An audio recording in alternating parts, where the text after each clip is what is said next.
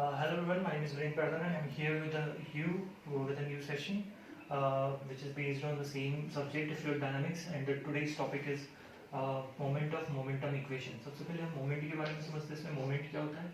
यदि किसी भी object, moment is activity, force activity होती है एक्चुअली, कि यदि किसी भी ऑब्जेक्ट पे जो कि एक पॉइंट से हिंज है उससे मैं फोर्स लगाऊं तो वो रोटेट होने लगेगा किसी पॉइंट के अबाउट.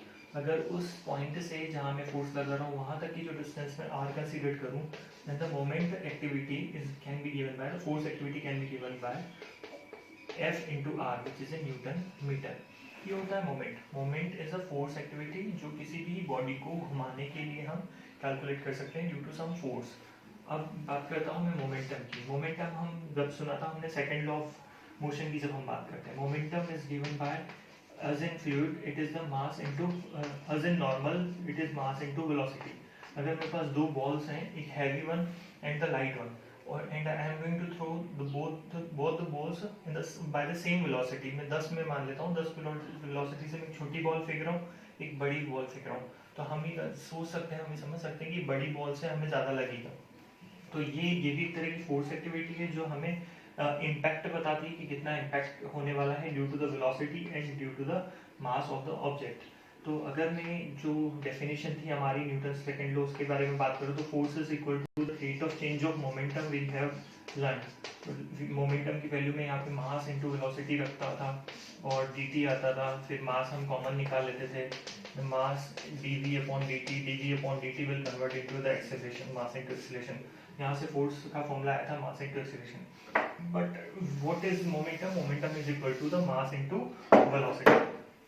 एक्चुअली हमें करना क्या है यहाँ पे, ये हो गया मोमेंट एंड मोमेंटम. अब हमें यहाँ पे करना क्या है, जैसा कि मेंशन हुआ है मोमेंटम का मोमेंट निकालना है मुझे.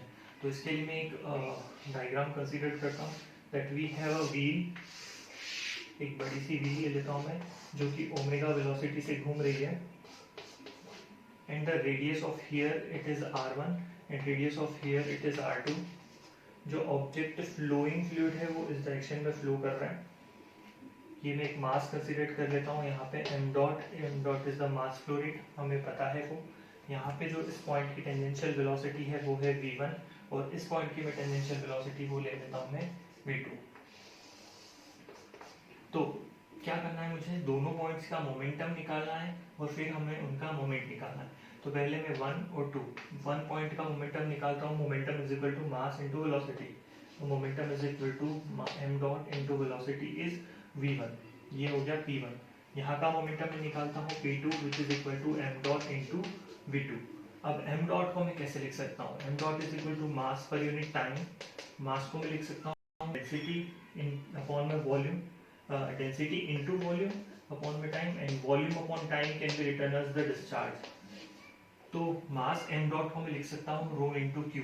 I am going to write here rho q which is common and v1, और यहाँ पे मैं लिख रहा हूँ उसको rho q v2. Now what is the moment of momentum? अब मोमेंट की बात करें तो मोमेंट क्या होता है, फोर्स इनटू परपेंडिकुलर डिस्टेंस. अगर मैं मोमेंटम की बात करूंगा तो मोमेंटम इनटू परपेंडिकुलर डिस्टेंस. तो यहाँ का मोमेंटम कितना है, ये रहा, into the perpendicular distance is r1.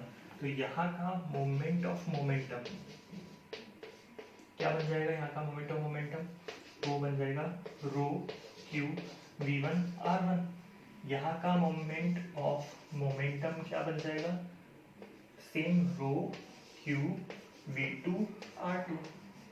Now I have to find out the rate of change of moment of momentum. Rate of change of momentum क्या कहलाएगा, इन दोनों का change which is equal to rho q common आ जाएगा. What we have v2 r2 minus v1 r1 final minus initial. ये हमारे पास आ गया मोमेंट ऑफ मोमेंटम. अगर मैं ये देखूं actually the moment of momentum it can be expressed by the torque. अब टॉर्क हमें पता है, torque is also a force activity which helps for the continuous rotation of the object. अगर कोई बॉडी कंटिन्यू अपनी एक्सिस पे rotate कर रही है तो that will considered as a torque. Torque can be given by again rho q v2 r2 minus v1 r1 we have. So this is the torque equation which comes from the moment of momentum equation. What is the moment equation, here it is the moment of momentum equation. तो जैसा कि Newton second law ने कहा है, the force is proportional to the rate of change of momentum, but the torque is proportional to the moment of rate of change of momentum. That must be remember that according to the Newton's second law, the force is proportional to the rate of change of momentum, but according to the moment of momentum equation, the torque is proportional to the rate of change of moment of momentum. This will become the moment of momentum equation. इसका एक अलग पहलू है which came from the impulse momentum equation. वो भी exactly यही चीज कहना चाह रहा है कि जो टॉर्क होता है वो इसके बराबर होता है, बट उन्होंने जो डेरिवेशन किया है वो इम्पल्स से किया है. Then the equation is known by impulse momentum equation. जैसा कि हम जानते हैं इम्पल्स क्या होता है. इम्पल्स होता है force into time.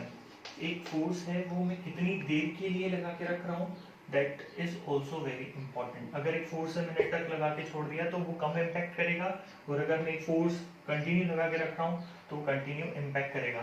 That is the impulse. It can also be written by how I can write this.